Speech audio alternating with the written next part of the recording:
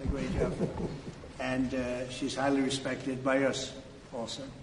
And we look forward to talking to see if we can do something.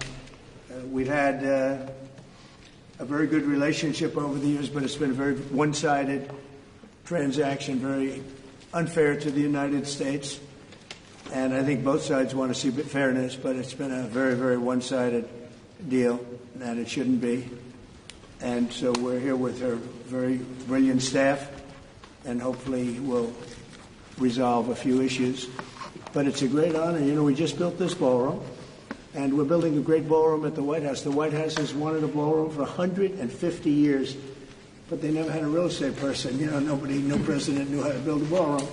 But this just opened, you know, relatively short time ago, and it's been quite the success. And I think I was just saying I could take this one, drop it right down there, and it would be beautiful. This is exactly what they wanted. But it's an honor to have you at the new ballroom at Turnberry.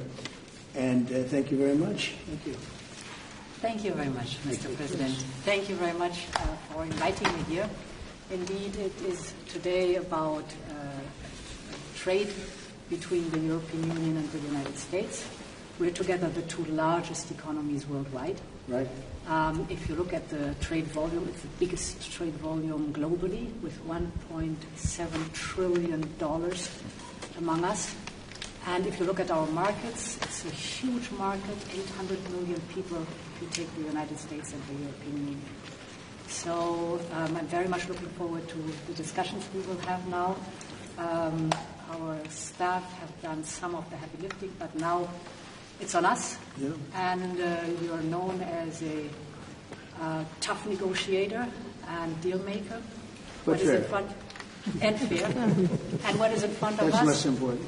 If we are successful, I think it would be the biggest deal each of us has ever struck. Sure. So I'm very much looking forward. Ever struck by anybody? That's true. Yeah, that's true. Right now we have that honor goes to Japan. We just struck a deal with Japan, as you know. And we're very close to a deal with China. We really sort of made a deal with China, but we'll see how that goes. And we have numerous other deals. And mostly I'm just going to charge tariffs. And, you know, it's not a deal per se, but people are going to pay tariffs. And we're doing them at the low end, not the high end, because we don't want to hurt anybody. And pretty well, but you and I both figured this is really the biggest trading partnership in the world, so we should give it a shot, right? Yeah. Very much looking forward to that.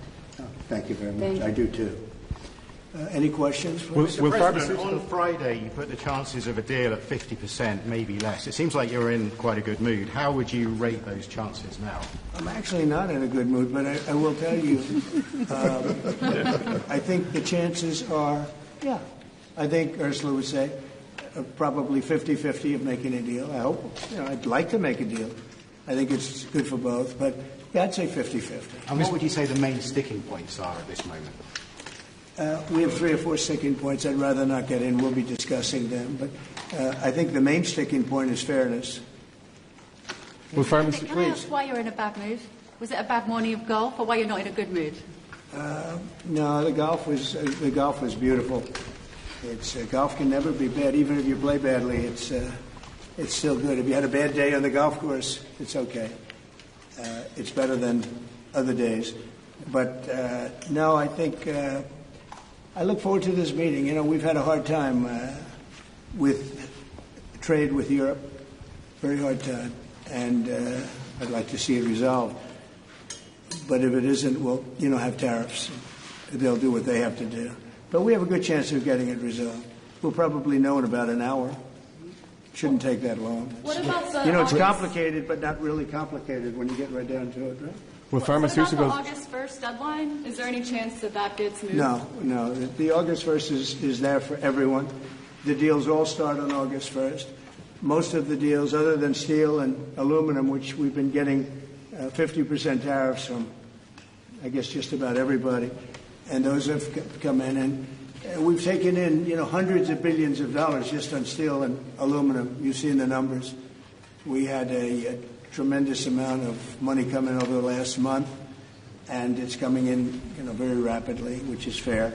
We have a lot of steel mills and plants, aluminum mills and plants being built, We have a lot of AI being built, and we have a lot of auto plants being built or going to be built because they don't want to pay tariffs. So, if they don't want to pay tariffs, the best way to do it is just build your plant in the United States. Yes, please. Sir, what do you expect from the Europeans in terms of opening their markets to American products? Well, they have to open up to American products. We're open to European products, and we have been for forever. I don't think we have, just about don't have any, I don't think we have any product that we say you can't sell. I guess you could get a little bit cute with chips, but that's, a little bit different category too. No, Europe is very close. We don't sell cars into Europe. We don't sell essentially agriculture of any great degree. They want to have their farmers do it, and they want to have their car companies do it. I'm not saying anything that nobody knows. We have a rough situation. If we want to sell cars in Europe, we're not allowed to. And as you know, they sell millions and millions of cars, Mercedes, BMW, so many different, Volkswagen, so many different cars, and so many millions of cars. I would imagine number one, I didn't look at that, but I would imagine number one by far, more so than even Japan. Japan sells a lot of cars too. But the Japan deal worked out very favorable, very good. I hope for them too. And that's what we want to do, make everybody happy. Yes, please. Mr. President, should Israel be doing more to allow food into Gaza? Say it. Should Israel be doing more to allow food into Gaza? What did you say? Should Israel be doing more to allow food into Gaza? Well, we gave $60 million 2 weeks ago, and nobody even acknowledged it, for food. And it's terrible. You really at least want to have somebody say thank you. No other country gave anything.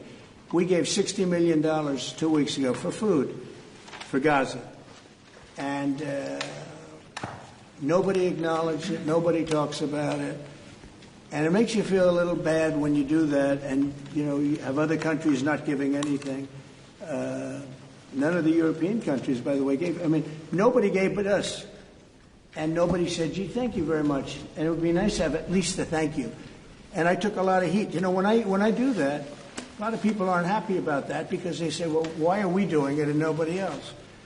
But I think we had a humanitarian reason for doing it. What's going to happen? I don't know. I can tell you that Hamas, as I said, would happen at the end. We've gotten back a lot of hostages, a tremendous number of hostages, most of them. Now we have dead hostages, and the mothers want them back, and we have 20 people approximately, but that are living. But we have a lot of bodies, and the parents want those bodies as much as they would want their child if that child were alive. I met with parents it was so sad. Sir, please get my son back. How is your son doing? Well, he's dead, but they have his body. And it's so important. It's more important. It's almost like more, but it's as important as if the child were living. These people were, they're devastated. And I said, when you get it down to a certain number, you're not going to be able to make a deal with Hamas. Because once they give them up, then they feel that that's going to be the end of them. And what I said is exactly true. They had a routine discussion the other day, and all of a sudden they hardened up. They don't want to give them back. And so Israel's going to have to make a decision. I know what I do, but I don't think it's appropriate that I say, but Israel's going to have to make a decision. Mr. President, when you were in the Middle East, you talked about the images coming out of Gaza and the starving kids.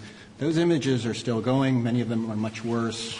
Thinner children, starving. What do you see or feel when you look at those images today? Well, it's terrible. When I see the children, and when I see, especially over the last couple of weeks, and people are stealing the food, they're stealing the money for the food, they're stealing weapons, they're stealing everything. It's a mess. That whole place is a mess.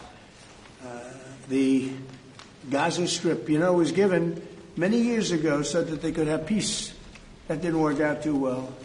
When Israel gave that up, whoever was the prime minister at the time, who I know who it was, but it was not exactly a very clever thing to do, because that was given so that they finally have peace. And it's actually made the situation worse. But we'll see what happens. I think Iran is acting up. I think that we have a lot of people acting. We have Venezuela acting up in a different way. They continue to send people that we rebuff to our border. They continue to send drugs into our country. Venezuela, they've been very nasty, and we can't let that happen. But we have other countries too. We do have, and this is just getting a little off subject, but we have now the safest border we've ever had. And I think in many respects we probably have the most successful. And I say it all the time. Every leader, when I went to NATO the other day, every leader said, you have the hottest country in the world. We have the hottest country in the world now.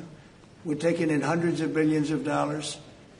We have the highest stock market we've ever had. We have the best numbers we've ever had. But we have hundreds of billions of dollars pouring into our country. And I think it's the hottest. And by the way, 1 year ago, our country was dead. We had a dead country because of an incompetent president and incompetent Democrats. All they know how to do is talk and think about conspiracy theories and nonsense. If they'd waste their time talking about America being great again, it would be so much nicer, so much easier, be very successful. But we were a dead country, and now we have the hottest country anywhere in the world. Yeah. Any other questions? Mr. President, President Trump, on this particular deal, if you manage to do a deal today, will that be the end of the matter, or could there be more tariffs coming, particularly on pharmaceuticals? No, if we do a deal today with the European Union, that will be the end of it. Yeah, we'll go, I guess, a number of years at least before we have to even discuss it again. No, that would be the end of it. Including pharmaceuticals. And this is the biggest deal. People don't realize this is bigger than any other deal. We have great countries.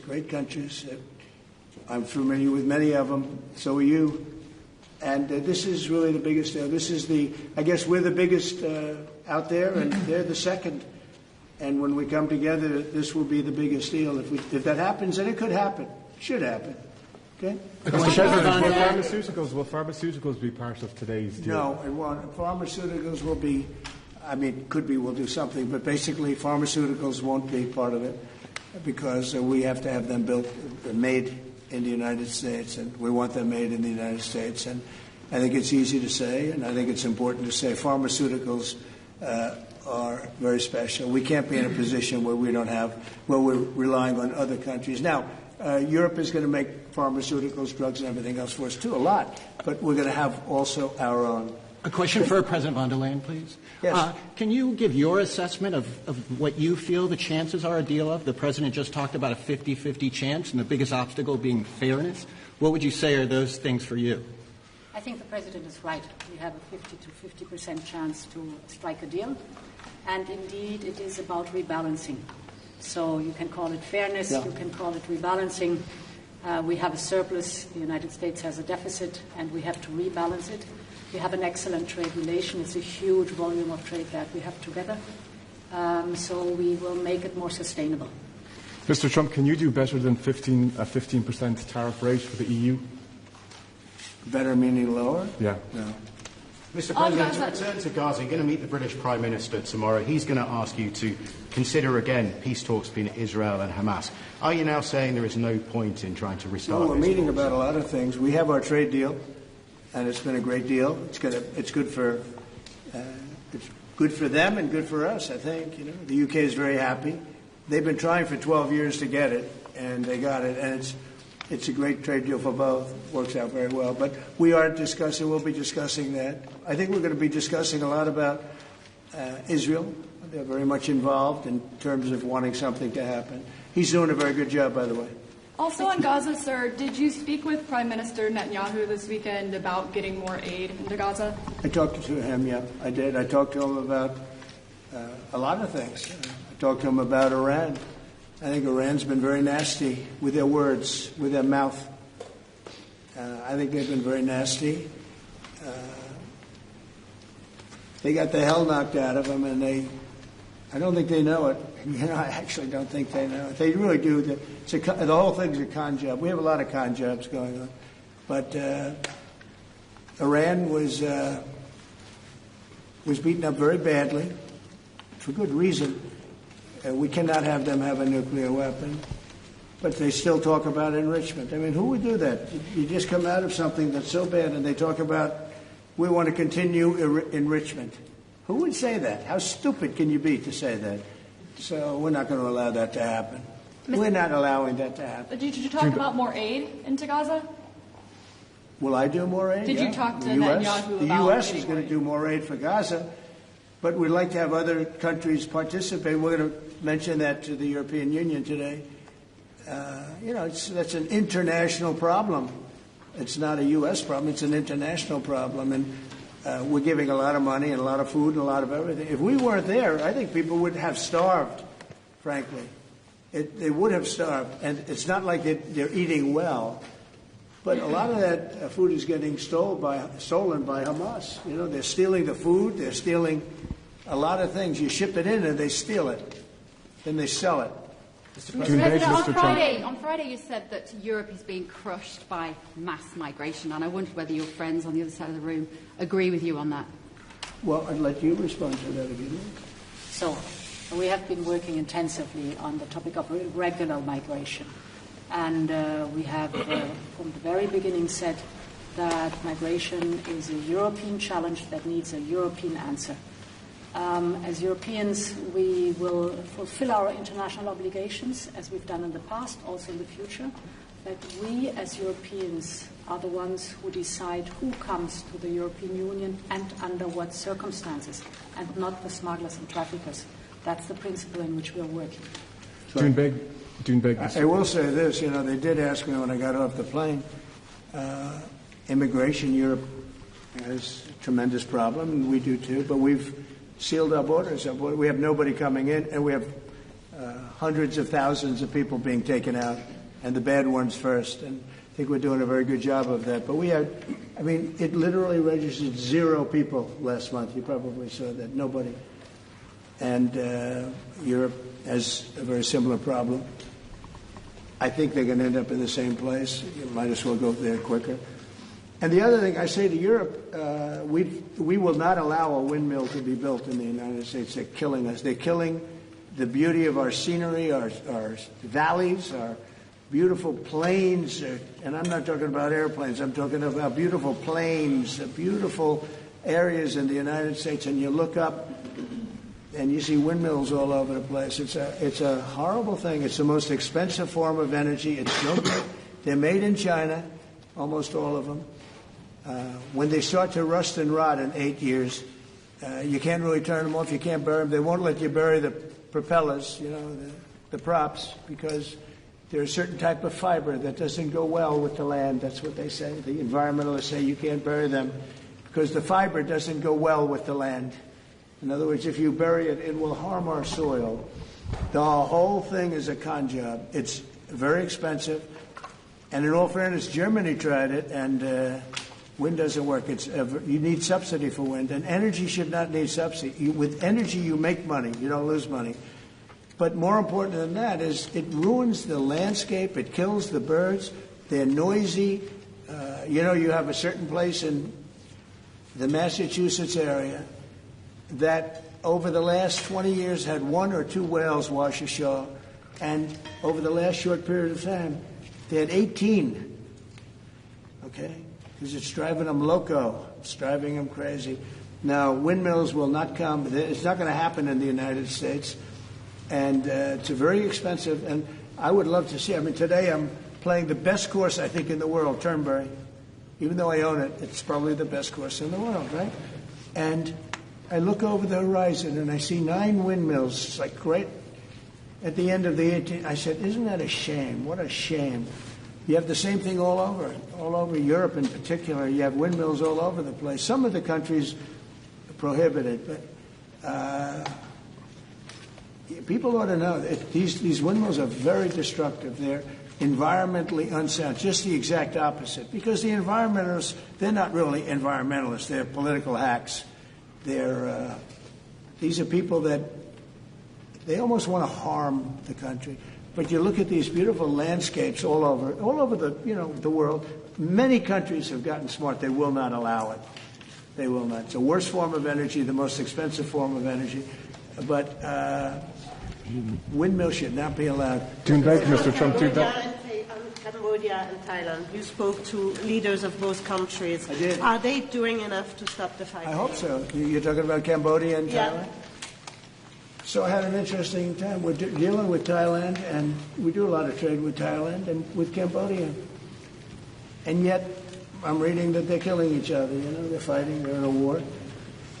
And I say, this should be an easy one for me, because I've settled with India and Pakistan, and Serbia and Kosovo was going at it, but they have for a long time, in all fairness, so you know about that. And others, the Congo, and what's gone on. That's been a horrible thing with Rwanda. That's been a horrible thing. 31 years, 7 million, 8 million people killed. Machetes all over the place. It's a terrible thing. We got that one solved. We did 5 of them. And I was saying, we have a trade deal. We were working on another. We finalized another trade deal yesterday. And I asked my people, I said, how are we doing with Cambodia and how are we doing with Thailand? And they say they're going to be coming in at some point to talk. I said, well, let's call them right now. So I called the prime ministers of each. And I said, we're not going to make a trade deal unless you settle the war. A lot of people are killed, that in a short period of time. The border, they're fighting pretty like wild. And I spoke to both of the prime ministers, and I think by the time I got off, I think they want to settle now. I know they're meeting today or tomorrow, and we're going to work with them. Marco Rubio's working with them also, his people, and him. I think we're going to get that. That would be a great thing, but that would have turned out to be a bad one. And I will tell you, India and Pakistan, they were really getting ready to go at it. So getting those things settled, if I can do it, and if I can use trade to do that, it's my honor. But I had great talks with 2 very good people that they both really would like to make a deal. So we'll see what happens. Mr. Trump, Europe's now spending a lot more on defence thanks to you. Does that mean should they get a fairer deal on trade and exchange? Well, they're spending a lot on defense, but we're spending a lot more. And we've been very generous to NATO for many, many years. And but we had a terrific meeting with NATO. I'd love to do as well. We had a meeting where they put up 5% instead of 2%, and they're going to pay it instead of not paying, because many people didn't pay the 2% or anywhere near it, and the 2% was too low. And we're going to be sending now military equipment and other equipment to NATO, and they'll be doing what they want, but I guess it's for the most part working with Ukraine. But we had a fantastic meeting, I guess it's now almost 4 weeks ago, one of the best meetings they've ever had at NATO, and the spirit and the coming together was incredible. And I stood and I listened to almost 30 speeches. That was a lot. And I was really late, and I had to leave, but I didn't want to leave before those last 10 spoke, because they'd go home and they'd tell their wife, Trump left. And they were so nice to the United States. They were all mentioning the United States, and me, but they were mentioning the United States to be here. It's such an honor, et cetera. And I thought it would have been inappropriate. But I did stay. It was very hard, because I was extremely late for something else that was, pretty important. And we had a tremendous NATO meeting. I'm sure you heard that too. Yep. It was great. There's some great people that you deal with on 2 fronts, right? But you deal with on primarily the trade front. But I will tell you, they came together, and the relationship is really good. That was an interesting question, because you probably have reported it that way.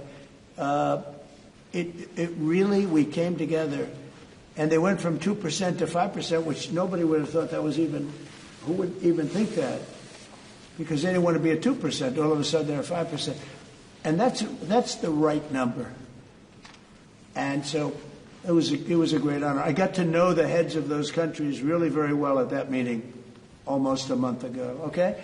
Thank you very much, everybody. Thank you, Press. Thank you, Press. Let's go. Let's go back to Irish Golf Club anytime soon, June Bay. I will. I love doing that. I'll go.